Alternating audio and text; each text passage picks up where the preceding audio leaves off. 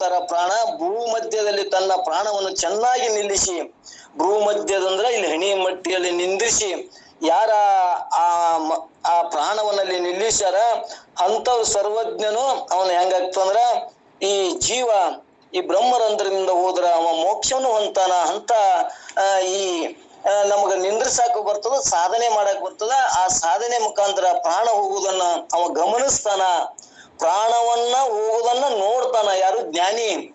ಅವನ್ ಗುರ್ತಾಗ್ತದಂತ, ನನ್ ಪ್ರಾಣಿ ಇಲ್ಲಿ ಹಿಂಗ್ ಹೋಗ್ತದ, ಹಿಂಗ್ ಕೈಕಾಲಿ ಬಿದ್ದು ಪ್ರಾಣಿ ಇಲ್ಲಿ ಬತ್ತು, ಹೃದಯ ಸ್ಥಾನಕ್ ಬತ್ತು, ಕಂಠಸ್ಥಾನಕ್ ಬತ್ತು, ಇಲ್ಲಿ ಎಲ್ಲಿ ಹೋಗ್ತದ? ಬ್ರಹ್ಮರಂಧ್ರ ಮುಖಾಂತರ ಹೋಯ್ತು ಅಂದ್ರ ಈ ಲೌಕಿಕರಿಗೆ, ಅಜ್ಞಾನಿಗೆ, ಈ ಸಂಸಾರಕ್ಕೆ ಹಪೇಪಿ ಇದ್ದವ್ರಿಗೆ ಎಲ್ಲಿ ಹೋಗ್ತದಂದ್ರ ಗುದದ್ವಾರ, ಇವು ಅನೇಕ ಹೊಲಸ ದ್ವಾರದಿಂದ ಹೋಗ್ತದಂತ. ಅದೇ ಒಬ್ಬ ಜ್ಞಾನಿಗೆ ಆತ್ಮಜ್ಞಾನವನ್ನು ತಿಳ್ಕೊಂಡು ಅವನ್ ಪ್ರಾಣ ಹೋಗುವುದನ್ನು ಕಂಡ್ಕೊಳ್ತಾನಂತ, ನೋಡ್ತಾನಂತವ.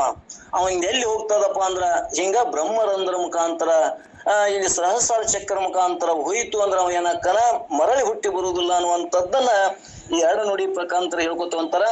ನಿತ್ಯ ಚೈತನ್ಯ ಪ್ರಕಾಶವುಳ್ಳವನು, ಅಜ್ಞಾನ ಮೋಹಾಂಧಕಾರಕ್ಕಿಂತ ಆಚೆ ಇರುವವನು ಆದ ಪುರುಷನನ್ನು ಯಾರು ಸ್ಮರಿಸುವರು ಅವರು ದಿವ್ಯವಾದ ಪರಮ ಪುರುಷನು ಹೊಂತಾರ ಅನ್ನುವಂಥದ್ದನ್ನ ಇಲ್ಲಿ ಹೇಳ್ಕೋತ ಬಂದಾರ. ಇಲ್ಲಿ ಅನೇಕ ಒಂದೊಂದು ಶ್ಲೋಕನ ಅಷ್ಟು ಅಮೃತ, ಅಷ್ಟು ಶಕ್ತಿ ತುಂಬಿದಂತ ಇದು ಭಗವದ್ಗೀತಾ. ನಮಗ ಸಮಯ ಕಡಿಮೆ ಇದ್ದು ಸಂಬಂಧ ನಾವು ಮುಂದಕ್ಕೆ ಹೋಗ್ತಾ ಇರ್ತೇವೆ ಅನ್ನುವಂಥದ್ದನ್ನ ಇಲ್ಲಿ ತಿಳ್ಕೊಬೇಕು. ಈ ಅಧ್ಯಾಯದೊಳಗ ಏನ್ ಹೇಳೋದು ಹೆಚ್ಚು ನಮ್ಗೆ ಅನುಭವಕ್ಕೆ ಬರ್ತದಪ್ಪ ಅಂದ್ರೆ ಇಲ್ಲಿ ಯೋಗಿಗಳು ಯಾವ್ಯಾವ ಕಾಲದಲ್ಲಿ ಪ್ರಾಣ ಪ್ರಯಾಣ ಮಾಡಿ ಹಿಂದಿರುವಿಕೆಯನ್ನು ಹೊಂದುತ್ತಾರೋ ಆ ಕಾಲವನ್ನು ಹೇಳುತ್ತೇನೆ. ಅಂದ್ರ ಇವತ್ತ ಭೀಷ್ಮ ಉತ್ತರ ಕಾಲದೊಳಗ ಪ್ರಾಣ ಬಿಡಬೇಕು, ಅಲ್ಲಿ ಇದ್ದ ಆ ಕಾಲದೊಳಗ ಆ ಶ್ರೇಷ್ಠ ಕಾಲ, ಮೋಕ್ಷಕ್ಕೆ ಹೋಗ್ತಾರ ಅಂತ ತಿಳ್ಕೊಂಡು ಇವತ್ತು ಕಥೆಗಳನ್ನ ಇನ್ನೇ ಕೇಳ್ಕೊತ ಬಂದೇವ್ ನಾವು. ಅಂದ್ರ ನಮ್ಗ ಇವು ಹೊರಗೆ ಲೌಕಿಕ ಕೇಳ್ತಾರ, ಏನಂತಾರ ಕಾಶಿ ಒಳಗ ಪ್ರಾಣ ಬಿಟ್ರ ಸ್ವರ್ಗಕ್ಕೆ ಹೋಗ್ತಾರ, ಇಂತ ಉತ್ತರಾಯಣ ಆ ಕಾಲದೊಳಗ ಹಿಂಗ್ ಹೋಯ್ತು ಅಂದ್ರೆ ಹಿಂಗ ಆಯ್ತಪ್ಪ ಅಂದ್ರೆ ಹಿಂಗ್ ಸ್ವರ್ಗ ಸಿಗ್ತದ, ಮೋಕ್ಷವನ್ನು ಹೊಂತಾರ ಅಂತ ಹಿಂಗ್ ಏನೇ ಕೇಳ್ಕೊತ ಬಂದಾರಲ್ಲ, ಅವಕ್ಕೆಲ್ಲಕ್ಕೂ ಕೂಡ ಅದನ್ನ ಇಲ್ಲಿ ಹೇಳ್ಕೊತ ಬಂದಾರ ಈ ಅಧ್ಯಾಯದೊಳಗ. ಅದು ಯಾವುದೂ ಮುಖ್ಯ ಅಲ್ಲ, ಪ್ರಾಣ ಯಾವಾಗರ ಹೋಗ್ಲಿ, ಆದ್ರೂ ಕೂಡ ಅಲ್ಲಿ ಏನಾಯ್ತಪ್ಪ ಅಂದ್ರ ನಮ್ಮ ಗಮನ ಇದ್ರ ಮ್ಯಾಗಿತ್ತು ಅಂದ್ರ ಹೋಗ್ತದ ಪ್ರಾಣ ಅನ್ನುವಂಥದ್ದನ್ನ ಭಿನ್ನನಾಗಿ ನೋಡುವಂತ ಶಕ್ತಿ ಸಾಕ್ಷಿ ಜ್ಞಾನ ಇತ್ತು ಅಂದ್ರ ಈ ಪ್ರಾಣ ಹೋಗುದನ್ನ ಅವ ಕಂಡುಕೋತಾನ. ನನ್ನ ಪ್ರಾಣ ಎಲ್ಲಿ ಹೋಯ್ತು ಅನ್ನೋದು ಸುಳ್ಳ ಅವ್ ಕಂಡ್ಕೋತಾನಂತ, ನನಗ್ ಮೋಕ್ಷ ಆಯ್ತು ಇಲ್ಲ ಅನ್ನೋ ಕಂಡ್ಕೋತಾನಂತ. ಹೆಂಗ ಅವ ಅದಕ್ಕ ಭಿನ್ನ ಪ್ರಾಣ ಹೋಗುದಕ್ಕ ಸಾನೇಶು ಯತ್ ಪುಣ್ಯ ಫಲಂ ಪ್ರತಿಷ್ಠಂ ಆತಿಥ್ಯ ಸರ್ವಮಿದಂ ವಿದಿತ್ವ ಯೋಗಿ ಪರಂ ಸ್ಥಾನಮುಪದ್ಯ ಚಾದ್ಯಂ. ಇದನ್ನ ತಿಳಿದ ಯೋಗಿಗಳು ವೇದಗಳಲ್ಲಿ, ಯಜ್ಞಗಳಲ್ಲಿ, ತಪಸ್ಸುಗಳಲ್ಲಿ, ದಾನಗಳಲ್ಲಿ ಯಾವ ಪುಣ್ಯ ಫಲದ ಶಾಸ್ತ್ರದಲ್ಲಿ ಹೇಳಿದೆಯೋ ಅದ ಎಲ್ಲವನ್ನು ಅತಿಕ್ರಮಿಸಿ ಶ್ರೇಷ್ಠವಾದ ಪರಮ ಸ್ಥಾನವನ್ನು ಸೇರ್ತಾನ. ಅಂದ್ರೆ ವೇದ ಯಜ್ಞ ಮಾಡಿದಕ್ಕಿಂತ ಇಲ್ಲಿ ಪುಣ್ಯ ಫಲವನ್ನು ಎಲ್ಲವನ್ನೂ ಮೀರಿ, ಯಾರು ಜ್ಞಾನಿ ಮಾತ್ರ ಏನ್ ಮಾಡ್ತಾನ, ಎಲ್ಲದಕ್ಕೂ ಮೀರಿ ಶಾಸ್ತ್ರ ಹೇಳಿದ್ದೆಲ್ಲವನ್ನು ಮೀರಿ ಆಕ್ರಮಿಸಿ ಅಂದ್ರೆ ಅದು ಎಲ್ಲವನ್ನು ತಿಳ್ಕೊಂಡು ಅವ ಏನ್ ಮಾಡ್ತಾನ, ಶ್ರೇಷ್ಠವಾದ ತನ್ನ ಸ್ವರೂಪ ಜ್ಞಾನ, ಆತ್ಮಜ್ಞಾನಿ ಆಗ್ತಾನ. ಅವ ದೇಹವನ್ನ ಹೋದ್ರು ಕೂಡ ಅವ ಏನಾಗ್ತಾನ, ಬಯಲು ಆಗ್ತಾನ ಅನ್ನುವಂಥದ್ದನ್ನ ಎಲ್ಲಾ ವೇದ ಉಪನಿಷತ್ತು ಹೇಳಿದಕ್ಕಿಂತ ವೇದೇಶು ಯಜ್ಞೇಶು ತಪಶ್ಚೈವ ಇವು ಏನ್ ಹೇಳ್ಯಾವು ವೇದಗಳೇನ್ ಹೇಳ್ಯಾವು, ಇವು ಯಜ್ಞ ಮಾಡಿದ್ವು ಮತ್ತಿವು ನಾವು ತಪಸ್ಸು ಮಾಡಿದ್ದೇನ್ ಹೇಳ್ಕೊತ ಬಂದವ್ರು ಎಲ್ಲರ ಉದ್ದೇಶ ಏನೈತಪ್ಪ ಅಂದ್ರ ಆ ಮೋಕ್ಷವನ್ನೇ ಹೊಂದುದು, ಯೋಗಿಯಾಗಿ ಮುಕ್ತನಾಗುವುದೇ. ಇದನ್ನ ಒತ್ತಿ ಹೇಳ್ಕೊತ ಬಂದಲ್ಲ ಈ 8ನೇ ಅಧ್ಯಾಯ. ಇದನ್ನ ಶ್ಲೋಕವನ್ನು ಇಟ್ಕೊಂಡು ಹಿಂಗ್ ಹೇಳ್ಕೋತ ಬಂದಾರ. ಈ ಶ್ಲೋಕ ಎಷ್ಟು ಚಂದದ ಅಂದ್ರ ಒಂದೊಂದು ಶ್ಲೋಕದ ಅರ್ಥವನ್ನ ನಾವು ಅದನ್ನ ಬರೀ ಇದೊಂದು ವೇದ ಕಲ್ತ್ರ ಒಂದು ಶ್ಲೋಕ ಕಲ್ತ್ರ ಸಾಕು ನಾವು. ವೇದೇಶು ಯಜ್ಞೇಶು ತಪಶ್ಚೈವ ದಾನೇಶು ಯತ್ ಪುಣ್ಯ ಫಲಂ ಪ್ರತಿಷ್ಠಂ ಆತಿಥ್ಯ ಸರ್ವಮಿದಂ ವಿದಿತ್ವ ಯೋಗಿ ಪರಂ ಸ್ಥಾನಮುಪದ್ಯ ಚಾದ್ಯಂ ಅನ್ನುವಂತಹದ್ದು ಪರಮ ಸ್ಥಾನವನ್ನು ಸೇರ್ತಾನ. ಇವಕ್ಕೆಲ್ಲದಕ್ಕೂ ಮೀರಿದಂತ ತನ್ನ ಸ್ವರೂಪ ಜ್ಞಾನವನ್ನು ಮಾಡ್ಕೋತಾನ ಅನ್ನುವಂಥದ್ದನ್ನ ಸ್ಪಷ್ಟ ಹೇಳ್ಕೊತ ಬಂದಾರ. ಯಾವುದು ಅಕ್ಷರ ಪರಬ್ರಹ್ಮ ಯೋಗ 8ನೇ ಅಧ್ಯಾಯ ಅನ್ನುವಂಥದ್ದನ್ನ ಹೇಳಿ 9ನೇ ಅಧ್ಯಾಯ ಇಲ್ಲಿ ಏನ್ ಹೇಳೋರಂದ್ರ 9ನೇ ಅಧ್ಯಾಯ ಇದು 2ರ ಮಧ್ಯವಾದಂತ ಅಧ್ಯಾಯ. ಇದು ಗುಹ್ಯತಮಂ ಶ್ರೇಷ್ಠವಾದ ಅಧ್ಯಾಯ. ಅಂದ್ರೆ ಇದು ರಾಜ ಮಹಾರಾಜರಿಗೆ ಎಲ್ಲರಿಗೆ ಅಂದ್ರೆ ಇದು ಶ್ರೇಷ್ಠವಾದ ತಿಳುವಳಿಕೆ ಉಳ್ಳವರಿಗೆ, ವಿವೇಕವುಳ್ಳ ಪುರುಷರಿಗೆ, ವೈರಾಗ್ಯ ಪುರುಷರಿಗೆ ಹೇಳುವಂತ ಅಧ್ಯಾಯ ಅಂತಿದು. ಎಲ್ಲರಿಗೂ ಹೇಳುವ ಅಧ್ಯಾಯ ಅಲ್ಲ ಅಂತಿದು. ರಾಜ ಮಹಾರಾಜರಿಗೆ ಹೇಳುವಂತ ಗುಹ್ಯತಮಂ ವಿದ್ಯಾ ಇದನ್ನಂತ ಹೇಳ್ಕೊತ ಬಂದರ.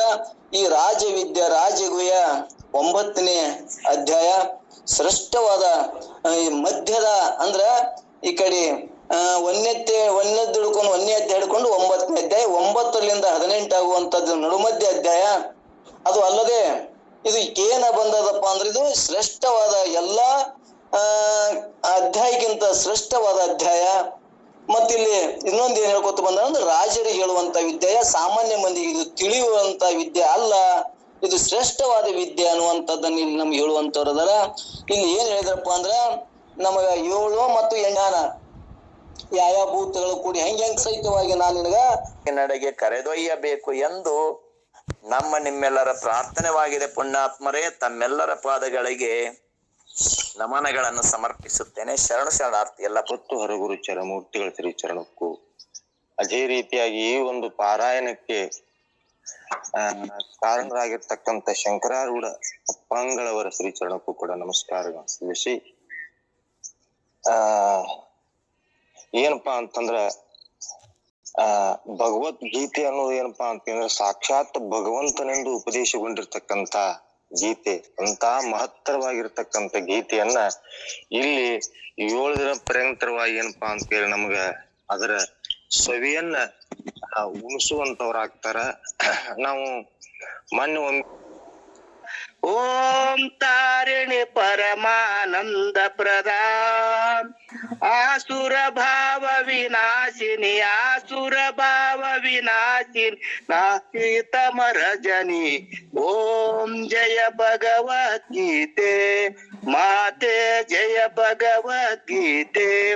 ದೈವಿ ಸದ್ಗುಣದಾಯಿನಿ ಹರಿರಸಿಕಾ ಸಜನಿ, ದೈವಿ ಸದ್ಗುಣದಾಯಿನಿ ಹರಿ ರಸಿಕೆ. ಸಮತಾ ತ್ಯಾಗ ಶಿಕಾವನಿ ಹರಿಮುಖಿ ಕಿ ವಾಣಿ. ಓಂ ಹರಿಮುಖಿ ಕಿ ವಾಣಿ. सकल शास्त्र की स्वामिनी, सकल शास्त्र की स्वामी, स्तुतियों की रानी. ओम जय भगवत गीते माते, जय भगवत गीते. दया सुधा बरसावनी मातृ कृपा की जय. ओम मातृ कृपा की जय. हरिपद प्रेम दान कर, हरिपद प्रेम दान कर, अपनो कर ले जय. ओम जय भगवत गीते माते, जय भगवत गीते. जय मंगलम जय नम पार्वतीश्वर नमादि. श्रीमद जगत गुरु सिद्धारूढ़ स्वामी महाराज, श्रीमद जगत